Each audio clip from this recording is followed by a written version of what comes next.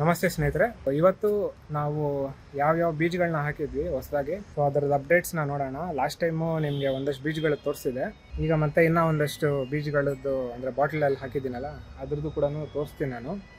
ಹಾಗೆಯೇ ಎಲ್ಲೆಲ್ಲಿ ಬೀಜಗಳು ಬಂದಿಲ್ಲ ನಾವು ಮತ್ತೆ ಇನ್ನೊಂದ್ಸತಿ ಬೀಜನ ಹಾಕೋಣ.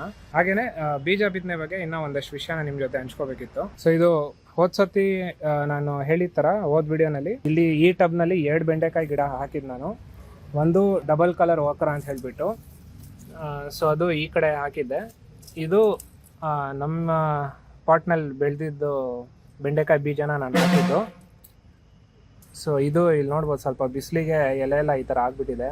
ಸೊ ಇದಕ್ಕೇನಾದರೂ ಒಂದು ಕವರ್ ಮಾಡಬೇಕು. ಬಟ್ ಈ 2 ಬೆಂಡೆಕಾಯಿನಲ್ಲಿ ನೀವು ಅಬ್ಸರ್ವ್ ಮಾಡಿದ್ರೆ ಇದು ಆಲ್ರೆಡಿ ಜರ್ಮಿನೇಷನ್ ಆಗಿ ಬಂದಿದೆ. ಹಾಗೆಯೇ ಈ ಪಾಟ್ನಲ್ಲಿ ಕೂಡ ಅಷ್ಟೇ ಸೇಮ್ ಬೀಜ, ಇದು ಕೂಡ ಜರ್ಮಿನೇಷನ್ ಆಗಿ ಬಂದಿದೆ. ಸೊ ಇದಕ್ಕೋಸ್ಕರ ನಾವು ಆಚೆಗಡೆಯಿಂದ ಬೀಜ ತಂದರೆ ನಾವು ಫಸ್ಟು ಅದನ್ನು ಬೀಜ ಮಾಡಿಕೊಂಡು ನೆಕ್ಸ್ಟ್ ಯೂಸ್ ಮಾಡಿದ್ರೆ ಜರ್ಮಿನೇಷನ್ನು ಇನ್ನೂ ಚೆನ್ನಾಗಾಗುತ್ತೆ. ಯಾಕಂದರೆ ಇಲ್ಲಿರೋ ವಾತಾವರಣಕ್ಕೆ ಹೊಂದ್ಕೊಂಡಿರುತ್ತದೆ. ಸೊ ನಾವು ಆಚೆಗಡೆಯಿಂದ ತೊಗೊಂಬಂದರೆ ಅದು ಅಲ್ಲಿನ ವಾತಾವರಣದಲ್ಲಿ ಬೆಳೆಸಿರ್ತಾರೆ. ಸೊ ಇಲ್ಲಿಗೆ ಸೆಟ್ ಆಗಬೇಕು. ಸೊ ಹಾಗಾಗಿ ನೀವು ಆಚೆಗಡೆಯಿಂದ ಬೀಜಗಳನ್ನ ತೊಗೊಂಬಂದರೆ ಫಸ್ಟು ನಿಮ್ಮ ಪಾಟಲ್ಲಿ ಯಾವ ಗಿಡ ಚೆನ್ನಾಗಿ ಬರುತ್ತೆ ಅದರದ್ದು ಬೀಜ ಮಾಡ್ಕೊಳ್ಳಿ. ನೆಕ್ಸ್ಟ್ ಅದನ್ನು ಯೂಸ್ ಮಾಡ್ತಾ ಹೋಗಿ. ಮತ್ತು ಇನ್ನೊಂದು ಸತಿ ಬೀಜ ಮಾಡಿಕೊಂಡ್ರು ಅದು ಇನ್ನೂ ಒಳ್ಳೆಯದು.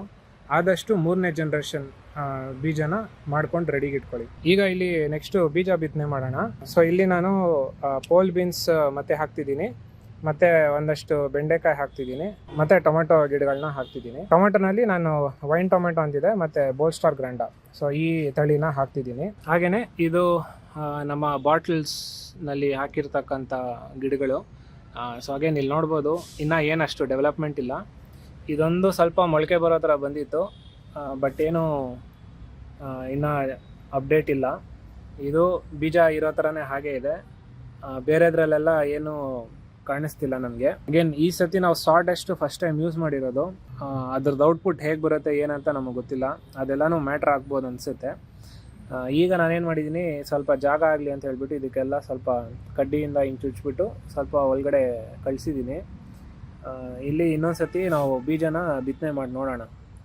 ಸೊ ಇವತ್ತು ಬಿತ್ತನೆ ಮಾಡಿದ್ರೆ ನೆಕ್ಸ್ಟು ಇನ್ನೊಂದು 2 ವಾರಕ್ಕೆ ನಾವು ನೋಡ್ಬೋದು. ಸೊ ಮುಂದಿನ ವಿಡಿಯೋನಲ್ಲಿ ಬೀಜ ಬಿತ್ತನೆ ಮಾಡೋದನ್ನು ನಿಮಗೆ ತೋರಿಸ್ತೀನಿ. ಧನ್ಯವಾದಗಳು.